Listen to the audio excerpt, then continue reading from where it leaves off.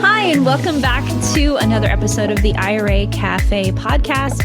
My name is Jasmine Trocchia. I'm the head of the marketing department at American IRA. And today we are joined with our guest, Jeff Johnson. He is from New Path Properties and also an accomplished author. So we're going to talk a lot about that today. Hello, Jeff. Welcome to the IRA Cafe. We're happy to have you. Hey, Jasmine. How are you? Nice to see you. Nice to see you. So I met you recently, but I'm super intrigued. Can you tell our audience a little bit about who you are and what you do? Sure. Well, originally, I'm a professional civil engineer by trade. So I actually did that for about 20 years and started in real estate, 14 years into my civil engineering career, and pretty quickly decided that I didn't want to be an engineer anymore and moved full-time into real estate. So that was in 2009. I started my real estate journey, started flipping houses 1, 2, 3, 5, 10 at a time. And then in 2014, I'd say that I, walked in and slammed down my paycheck and said I quit. But that's not what happened. I actually got laid off. But it was a blessing. It was a true blessing, because at that point I had, multiple flips under my belt and knew this is the direction I wanted to go. So I got kind of kicked out the window, which was a true blessing. So I went full-time in 2014. So I've been doing it full-time for about 10 years. And so I used to do a lot of flips. And then I started doing some new construction. In about 2015, I started doing new construction and really, really enjoyed new construction. Ground up, buying lots, tearing down houses, and building new homes. So I did quite a few large custom, what would be now $1 million homes. When I built them, they were, in the 500s, but now they'd be $1 million. It's just nuts. But did a bunch of those houses up in some of the areas up around Charlotte. And then in 2018, I actually joined another couple that was doing what I was doing, and we started Better Path Homes.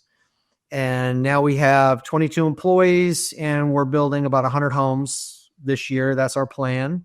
We've got 65, I think, underway right now. So we need to get another 35 going. So yeah, there's my business partners, Zach and Stephanie Betters. And so between the three of us, I was a construction guy. They were the marketing people. So it was a match made in heaven, because they knew how to get the deals. I knew how to make money with the deals. So that machine is currently cranking. I don't really spend a lot of time in that business, but it's running on its own now. So we've, top to bottom, we've got a CFO, CEO, COO. It's a true business. It's not just some guy flipping houses anymore. So that we actually have a wholesaling component in that business as well. So we wholesale a couple houses a week in that business. So it's been great. I mean, this has been a great journey. I'm so glad that I've been able to do this and do what I love, taking old things, making them new, and then building new houses too. So. Yeah. So I have several questions. Okay. What made you want to not be a civil engineer anymore? Well, besides the fact that I had to get up every morning and go and sit behind a desk and do things that other people told me to do, I didn't really like the work. I didn't find it that interesting. What I figured out after I became a real estate investor, I've joined a bunch of masterminds and started doing some personality tests and figured out that I'm not actually, I don't really actually have an engineering mind. I'm good at it and I'm good at math, but I don't like it. I'm more visionary. So I'm more of a big picture guy. And when you're an engineer, you're in the details, and that stuff just drives me nuts. So it was really interesting that I figured that out, a few years after I left the engineering field. And now that's what I do. I do more visionary stuff. So I'm more big picture, growing things. I also have a Christian real estate mastermind called King City Mastermind that I'm the visionary of here in Charlotte. I don't think I talked about that on the call yesterday, but yeah, we have a group of about 20 people here locally. We get together every month and we help each other build our businesses together and build our faith together and that type of thing. So it's been amazing. just doing that and building those businesses. So that's really one of the reasons I got out of engineering was I didn't like the work. And also there's a glass ceiling there. If you want to get over the glass ceiling, you basically have to give your life away and spend a lot of time away from your family. And I just didn't want to do that. We homeschooled all 3 of our kids.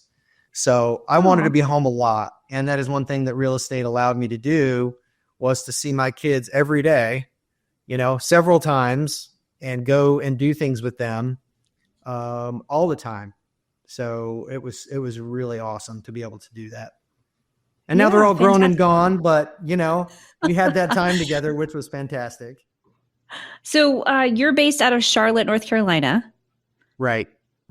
And your investment properties are in that area as well? Yes. The builds, all of the new builds that we're doing are within an hour of Charlotte. The rental properties I own are all, in I don't want to say Charlotte Metro, but within an hour of downtown Charlotte. And I live in Matthews, which is a suburb of Charlotte. So yeah, everything we do now, we just started wholesaling properties in the Triad. So that's a new one for 2025.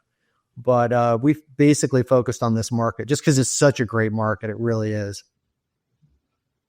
Yeah, fantastic. So that brings me to my next question. Do you only deal in like single family homes? Do you do any commercial or multifamily? No, we don't really do any no commercial or multifamily. Right now we do have some townhome developments that we're working on, but we don't do any apartments. I actually am personally getting involved in some flex space stuff, but the interest rates have made that very difficult to make the numbers work. But pretty much we stick with single family homes, but we have been doing some small developments, up to 12, 20 units. We're not doing any large developments just because we don't like the turnover time. We don't want to be into a project for 2 years before we get any revenue out of it. We are still a small company, but just haven't really forayed into that. I think if the interest rates hadn't gone up as much as they had, we may have pushed into that area, but it's hard to make those numbers work right now. Gotcha. How do you choose which properties to invest in or develop? Do people come to you and say, hey, I'd like you to develop, this property or this neighborhood, or is that something that your business selects? We have a full-time acquisitions guy who does nothing but look for land for us. And so that's his job, is to find us land to build on, whether it's infill lots or small developments. We do work with some wholesalers, people who have land. We have those types of relationships. But we found our best deals come from direct to owner contact, really finding our own projects. So you do real estate as a full-time gig. It's not just an investment, or it's not just a side gig for you, right?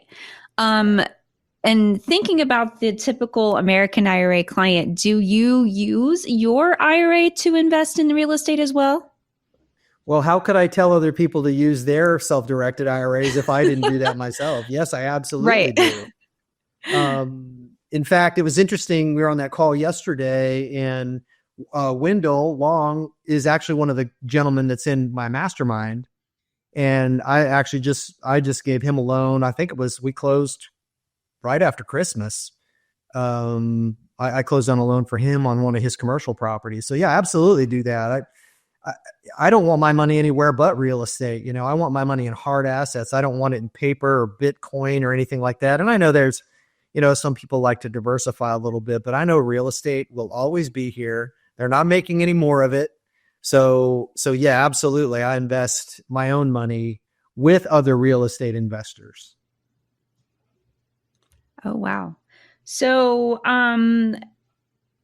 looking ahead, thinking about the real estate market, what kind of trends or new opportunities do you see coming down the pipeline? And any new legislation that is going to open doors? I'm sure you have your pulse on the real estate business. Do you have any nuggets to share? Well, man, every time I think I know what is going to happen, I'm surprised. I've been thinking that interest rates are going to come down for the last 8 to 12 months, and it just hasn't happened. That's really the biggest thing is affordability. So what we've noticed in the Charlotte market is, originally we started out building lower end starter homes, and we've noticed that the buyers in that price range, they're living paycheck to paycheck. So when the interest rates bumped up like they did, they're out of the buying game. They're not going to be buying a home anytime soon.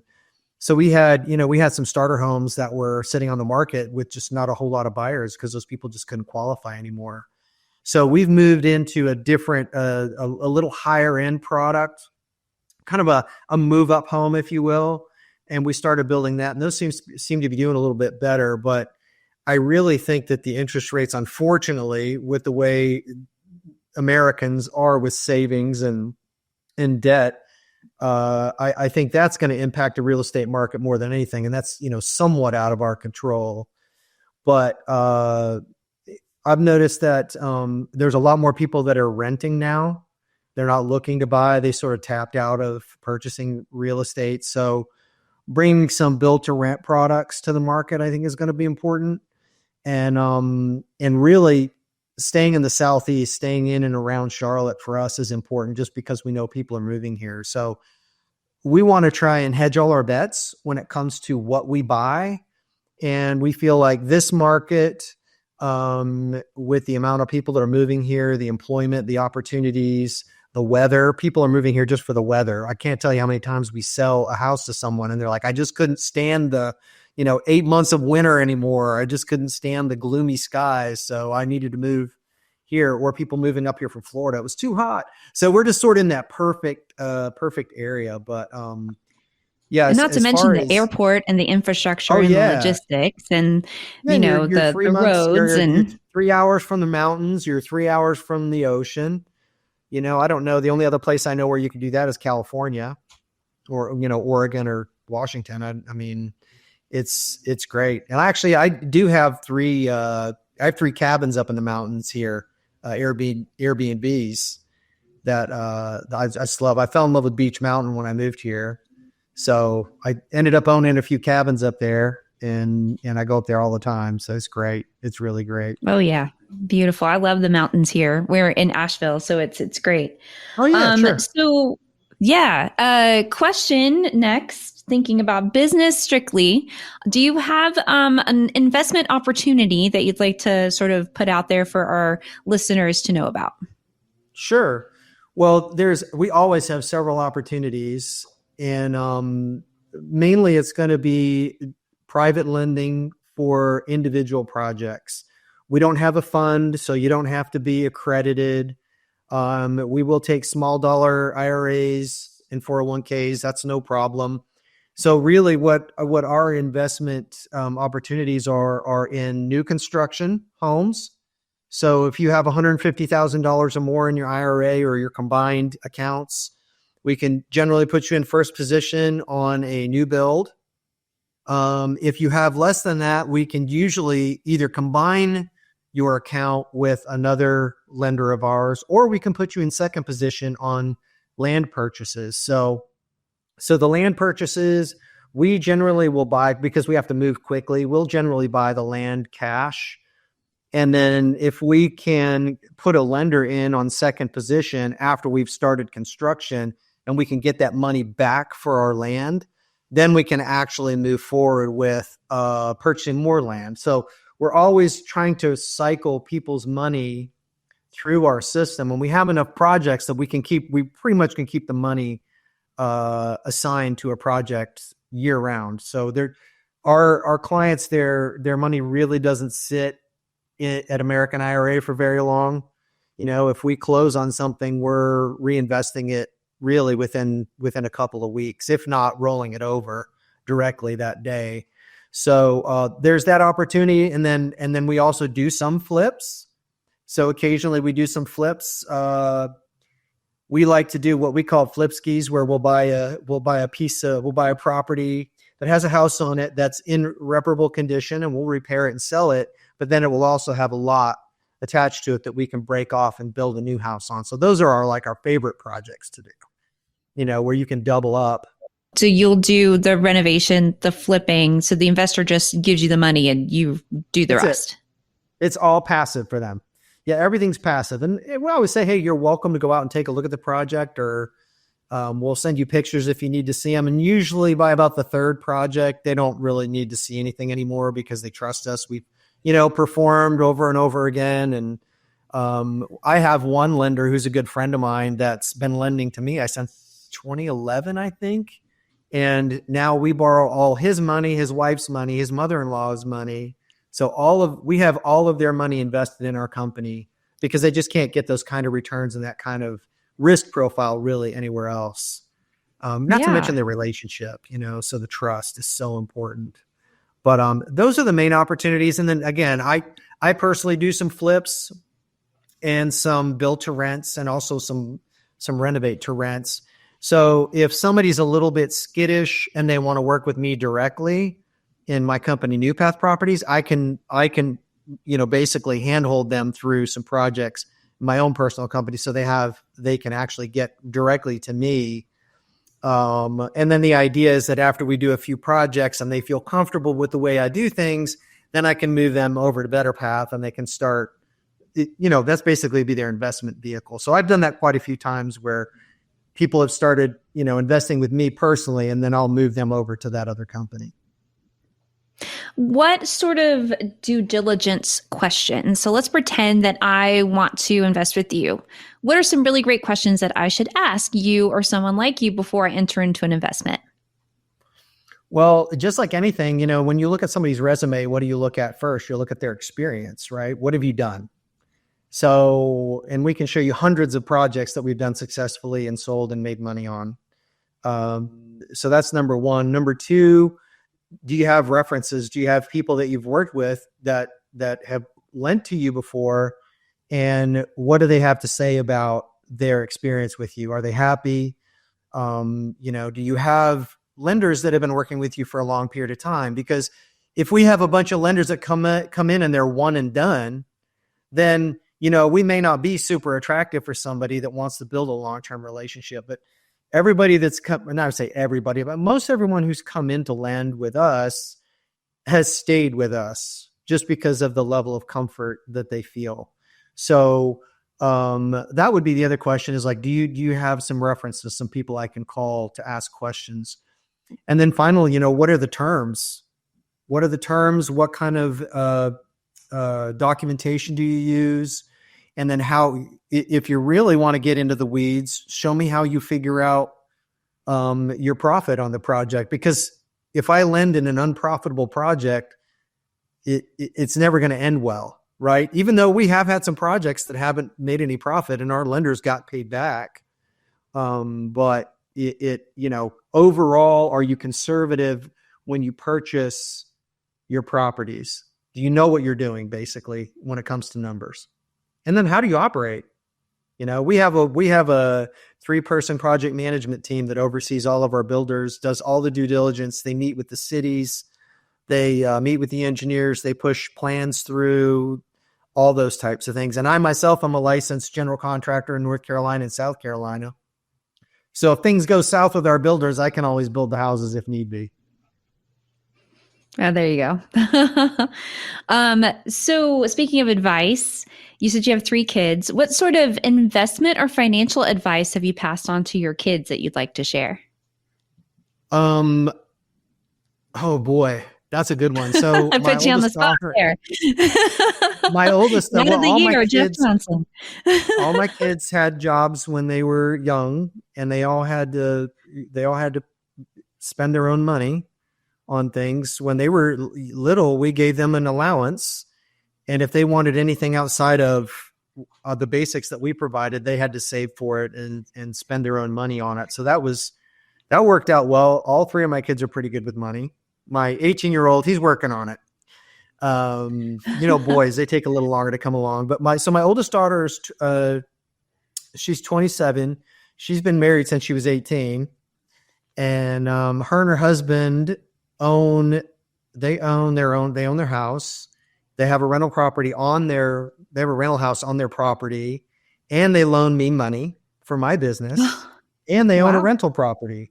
So I want to teach them the freedom of owning real estate early on. And Mhm. luckily my oldest daughter picked it up, and her husband is very savvy. They're getting ready to move back to Charlotte. I'm super excited. They live in Atlanta right now, Oh, but they get ready to move back to Charlotte, and he's going to come work for me. So I'm excited about that. But and my middle daughter, loves to travel. So she saves up and then she'll go. She just got back from Germany. She was in Germany for 3 months. So oh she wow. loves to travel. So really just, I think more than anything is giving them responsibility over some portion of their finances when they're young, and let them Mhm. make some mistakes when it's not very expensive. And then they'll learn the value of money, and then also not sharing how much money I have. Cause then Yeah, they no. look at dad, well, dad, you can afford it. Yeah. Yeah. I Nope. think it was, I get that. yeah, I think it was Shaq. I think it was Shaquille O'Neal that said, one of his kids said, but dad, we're rich. And he said, no, I'm Mm-mm. rich. You're not rich. Yeah, I I'm totally rich. get that. Yeah. Yeah. So, Um, I want them to be responsible with their money. oh, that's awesome. That sounds great. Sounds like it's working. So it worked when they were little. So So yeah. far, so good. Yep. Wonderful. I wanted to ask you one more thing. This is a question we get all the time. Do you have any advice about networking? How to find other people to bounce ideas off of? You mentioned that you have a class that you hold, like a master class that you've organized. But when you were going about, you said you've met other partners or other people that wanted to come into business with you. Do you have any advice about networking with like-minded professionals? Yeah. The biggest thing I can say is just give things away. Give your time, give your knowledge. I ran an advanced real estate investors group for about 6 years here in Charlotte, every month. And just, I had people come to my meeting, and I would just give away knowledge, and I would help people, and I would be available for people if they had questions. The other thing that I've done is I open up 3 to 4 hours on Thursdays for folks to just come to my house, sit down with me, and chat about real estate, life, faith, family. It doesn't matter.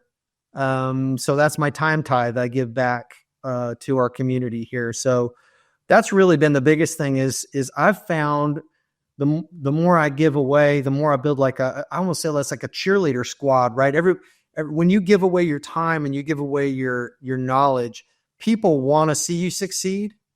And so you end up, I can't tell you, if I look at my deal sheet right now, most of my best deals I have on my deal sheet right now, I wasn't even looking for. It was somebody called me, said, hey, I got this deal. Do you want to do it with me, or do you want to buy this deal for me? And I think that's just all of that coming back. So I think a lot of people get into real estate and they go around like, what can you do for me? What can you do for me?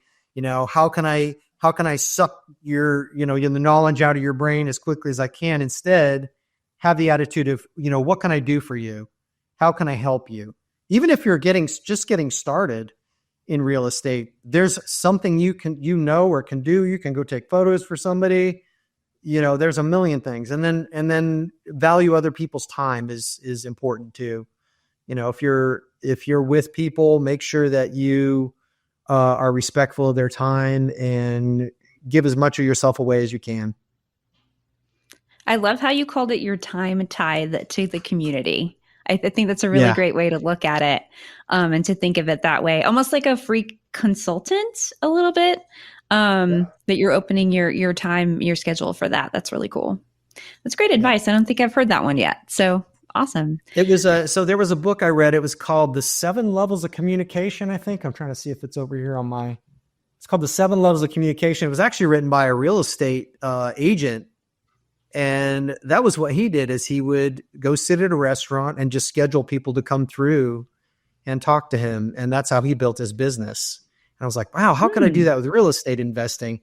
And I'd had, probably at that point, I probably had 7 years of experience under my belt and, 150 flips or something like that. So I knew what I was doing. And there's a lot of people just really struggling. Yeah, that's it. 7 Levels of Communication. There you go.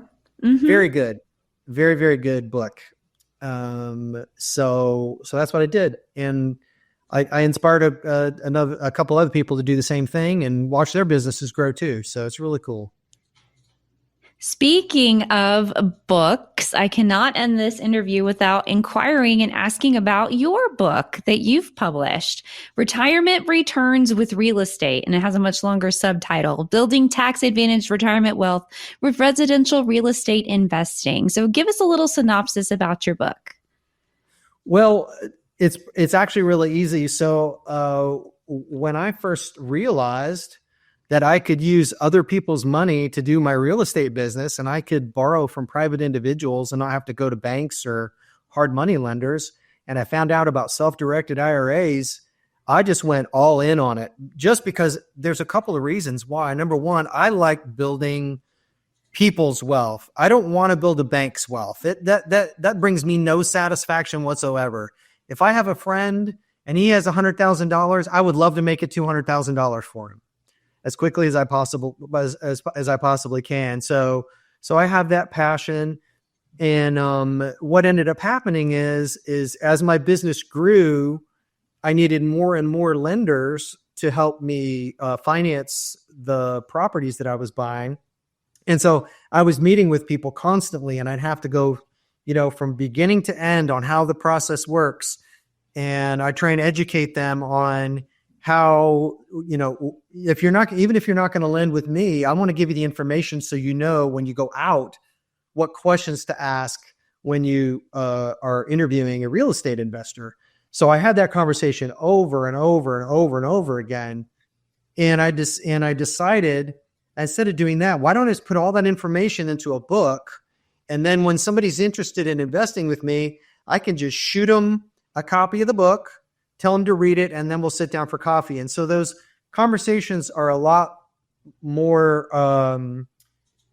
high level once they've read the book, so that they understand what's going on, how it works, the different vehicles that we use, what to expect. And then they just want to know about the opportunities. So we end up just talking about opportunities once they've read the book, which is really nice. So it gets them from, A to S, and then we can start on T instead of starting on B when we get together, right? So it really has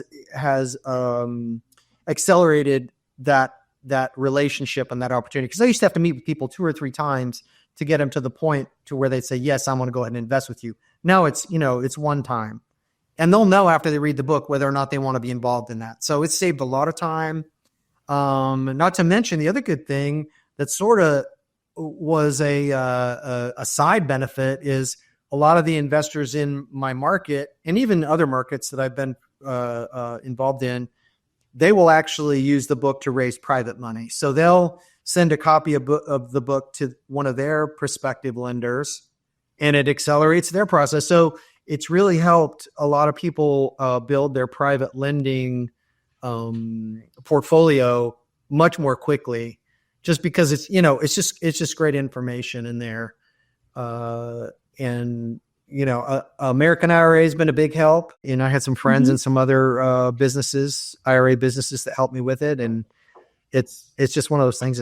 It's been great to have. So, and I don't make any money on it. That's the other thing. I don't charge like $20 for the book. I charge what it costs to print it. So I don't really I think I make like $30 a month or something on the book, but and the book's available on Amazon, right? You can look it up on Amazon. Yep. It's on Amazon. So, in fact, it's funny that you would say that. One of the folks that was on the call yesterday, I had a call with him at 11:30 today, and I sent him a copy of the book. So he and I are going to have a conversation, and he's in Louisiana. He's not even here in Charlotte.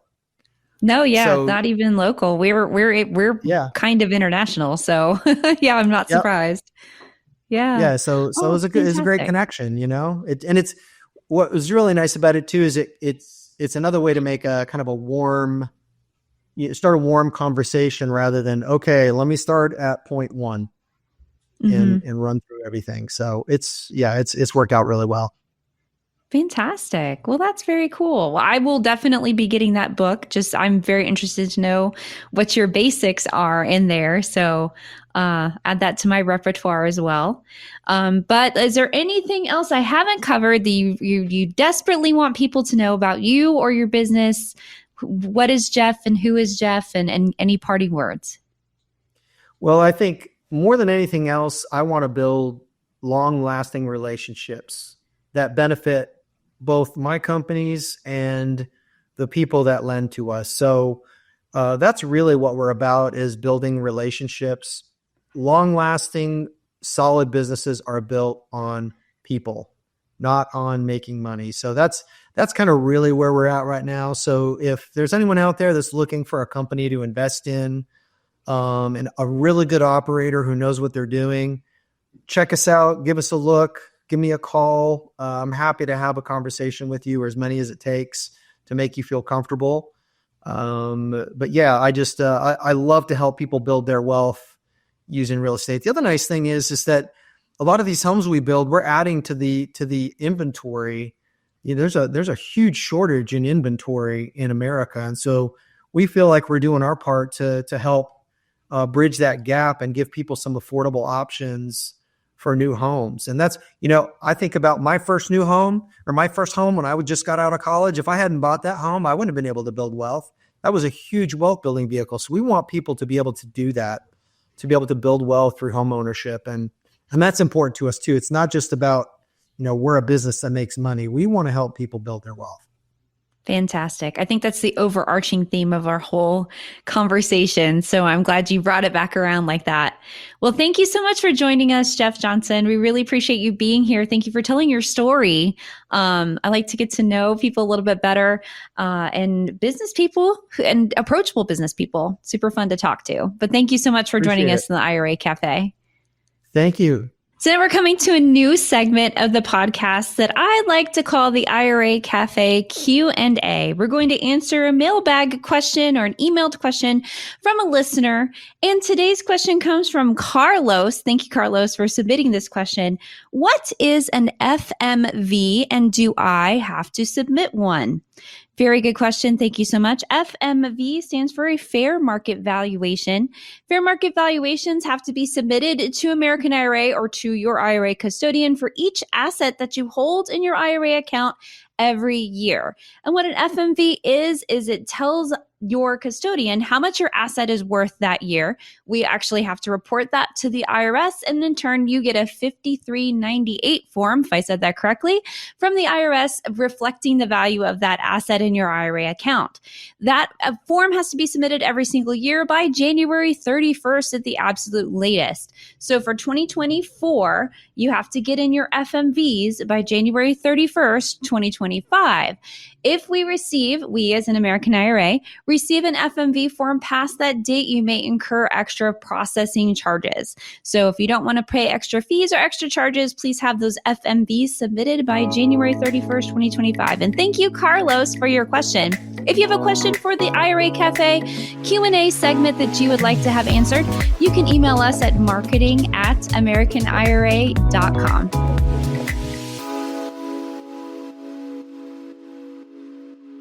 American IRA, LLC, a North Carolina LLC, acts as a third-party administrator for New Vision Trust Company, a state-chartered South Dakota trust company.